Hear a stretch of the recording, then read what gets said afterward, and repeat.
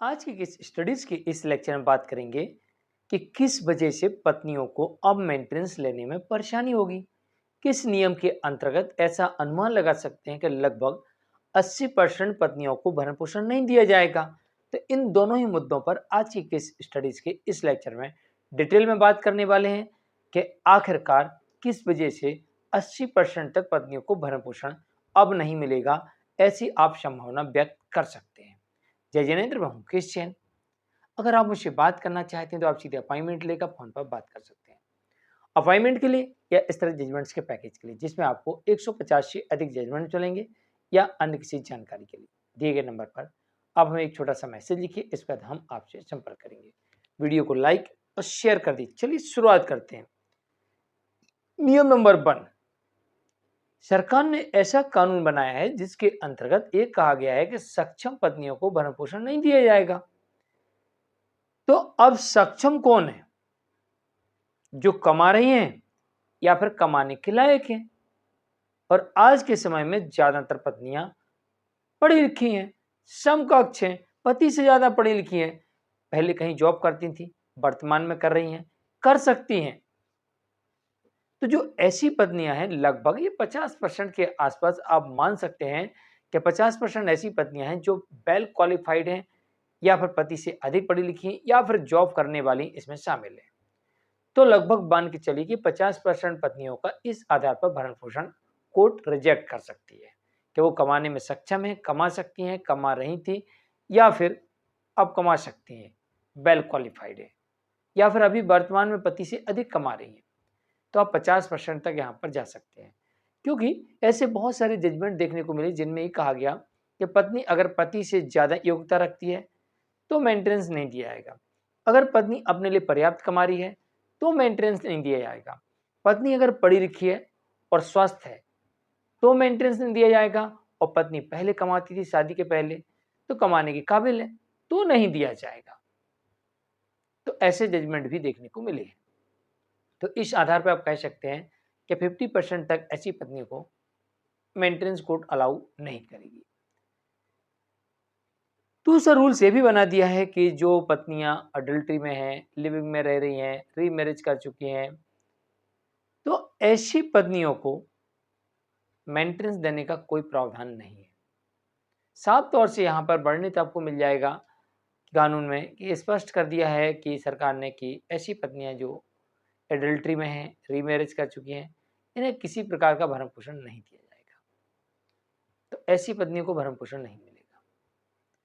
तीसरा यहाँ पर चौथा पॉइंट यहाँ पर यह कहता है कि जो पत्नियां आपसी सहमति से अलग रह रही हैं, जो पत्नियां आपसी सहमति से, कई बार देखा ना आपने, पंचायत में लिखा पढ़ी कर लेती हैं, एक स्टाम्प पे लिखा पढ़ी कर लेती हैं, हम साथ नहीं रहेंगे, आज से हम पति पत्नी नहीं रहे, अलग अलग रहेंगे, कोई किसी से कोई मतलब नहीं, और बाद में वो केस करने आती है। तो यहाँ पर एक कहा गया कि ऐसी आपसी सहमति से अलग रहने वाली पत्नियां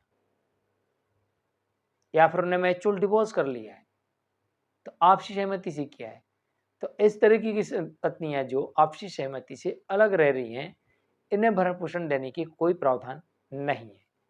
तो लगभग ये भी आप मान सकते हैं कि इनके 2-4% तो इनका रेशो हो गई होगा। तो ऐसी पत्नियों को कोर्ट मेंटेनेंस देने से इनकार कर सकती है। लेकिन जो अडल्ट्री और रीमैरिज वाली हैं, इनका भी लगभग 10% या इससे ज़्यादा हो सकता है। तो ये सब कैलकुलेट मिला के आप यहाँ से आप 65-70% पे तो आ जाएंगे। अब चलते हैं बाकी बची वाले, हम चलो 65% तक आ गए, 15% की और बात कर लेते हैं कि ऐसी पत्नी को भरण पोषण नहीं मिलेगा जो बिना किसी कारण के अलग रह रही है। अब आपके पास में कोई भी ऐसा सबूत नहीं है कि उसके विरुद्ध साबित कर सके, और उसके पास भी कोई ऐसा सबूत नहीं है कि आप उसके विरुद्ध साबित कि वो आपके विरुद्ध साबित कर सके।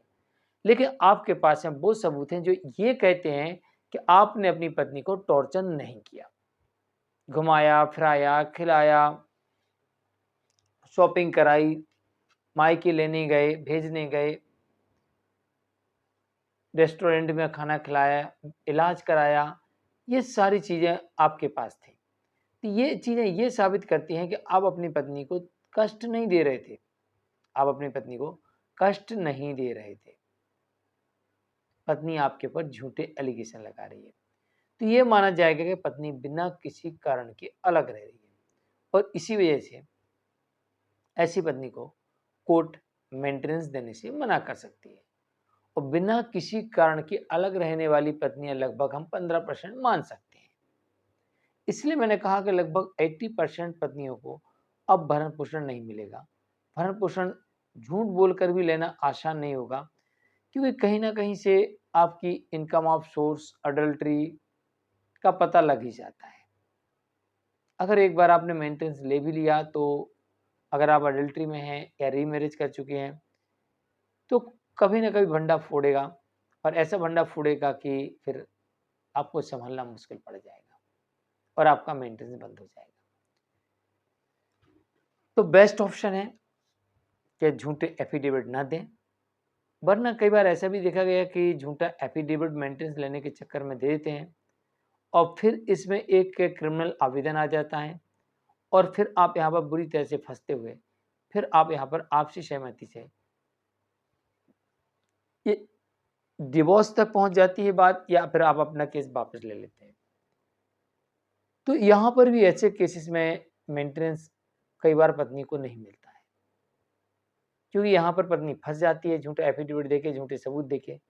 अब यहाँ पर जेल का डर सताने लगता है, तो फिर आपसी सहमति से निकलने का प्रयास करती है। तो पति कंडीशन रखता है कि ठीक है, हम कुछ देंगे नहीं, और इसी बात का फायदा उठा के पति कुछ देता नहीं है और पत्नी को आपसी सहमति से अलग होना पड़ता है।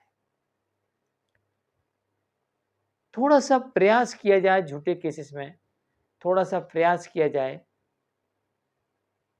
तो मुझे लगता है कि ऐसे झूठे केसेस का पर्दा बड़ी आसानी से फाश किया जा सकता है और maintenance, alimony, litigation charge, compensation, इनसे बचा जा सकता है। आज ही मैं देख रहा था, एक क्वेश्चन आया था मेरे पास लाइव में, उन्होंने कहा कि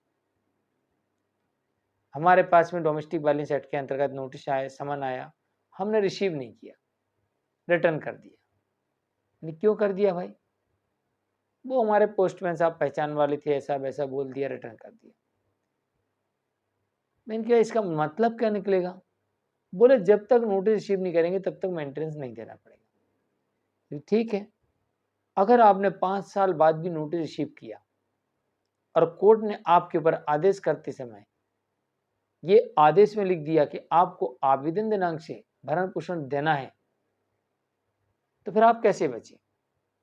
तो मुझे लगता है कि मेंटेनेंस केस में कभी कोताही नहीं बरतनी चाहिए, क्योंकि इसमें आमतौर पर आवेदन दिनांक से भरण पोषण लगता है, इसलिए देरी करने का कोई फायदा नहीं होता। मैं हूं मुकेश जैन, आज के लिए इतना ही। नमस्कार।